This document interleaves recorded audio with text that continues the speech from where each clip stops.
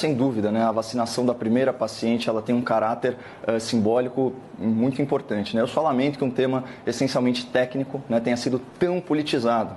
Então, é chocante, cara, a gente vê esses influenciadores de internet tomados de ódio, praticamente comemorando o que a gente acabou de comentar, né, o atraso do avião com as vacinas produzidas na Índia. E é lamentável assistir aí uma autoridade pública literalmente furando a fila e reivindicando para si o mérito exclusivo por uma conquista que é coletiva, né? E como eu já disse, fazendo isso de forma midiática, espetaculosa. Então, na contramão dessa politicagem toda, eu prefiro participar do debate público, trazendo considerações de natureza técnica e científica sobre esse início da vacinação aqui no Brasil, e para isso a gente pode elencar alguns fatos, né? Primeiro fato, a Coronavac do laboratório Sinovac, em parceria com o renomado Instituto Butantan, é uma vacina que requer a aplicação de 2 doses para obtenção de 50% de eficácia, que aliás é a taxa mínima exigida pela OMS. O que isso significa, Carla? Que embora a paciente, né, que a gente está vendo aí, ela tenha sido vacinada, ela não pode ser considerada imunizada até que ela receba a segunda injeção, só daqui 2 ou 3 semanas. Já outra vacina do laboratório AstraZeneca, da Universidade de Oxford, em parceria com a Fundação Oswaldo Cruz,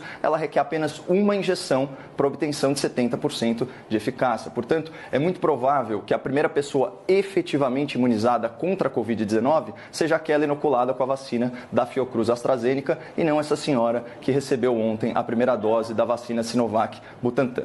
Um segundo fato, do ponto de vista sanitário, o fator decisivo para o sucesso ou para o fracasso, né, de um programa nacional de vacinação é o percentual de imunizados em relação à população geral, ou seja, começar a vacinação um pouco antes ou um pouco depois é menos importante do que a quantidade de pessoas que são vacinadas. E nesse sentido, o Brasil tem uma enorme vantagem aí de médio prazo que se aplica a ambos os casos, do Butantan e da Fiocruz, que é a capacidade de produzir as vacinas por conta própria, já que as negociações, né, com os laboratórios, elas contemplaram toda a transferência de tecnologia, o que faz o nosso país caminhar aí na direção da autossuficiência contra a Covid-19. E outro ponto, se a gente considerar que a partir de hoje, brasileiros de todos os estados da federação já estão sendo vacinados, o pioneirismo paulista, né, de vacinar a primeira pessoa com algumas horas de antecedência, ele se torna absolutamente irrelevante. E um terceiro fato, é inegável o esforço intelectual, o esforço científico empenhado na produção dessas vacinas,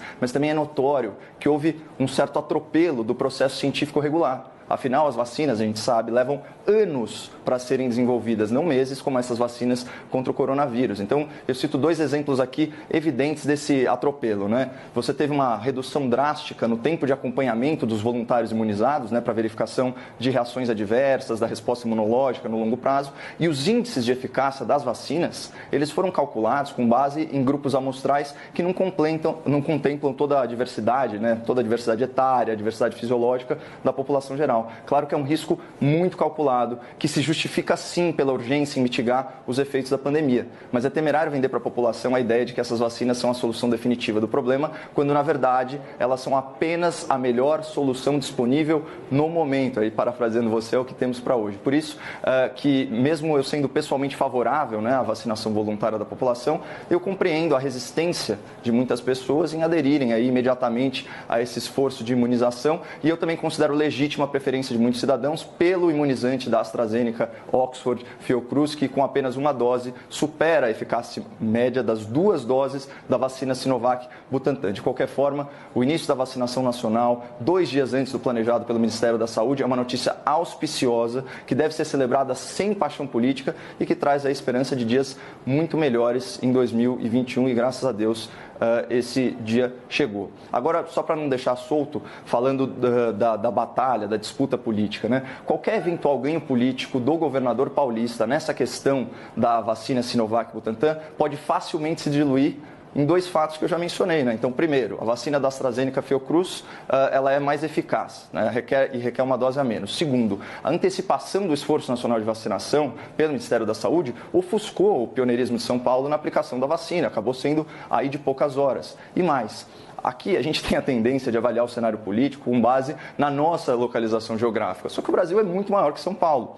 E esse movimento midiático do governador paulista pode repercutir bem mal na população de outros estados, né? O que compromete a iminente candidatura presidencial do João Dória, como bem colocou a Rita.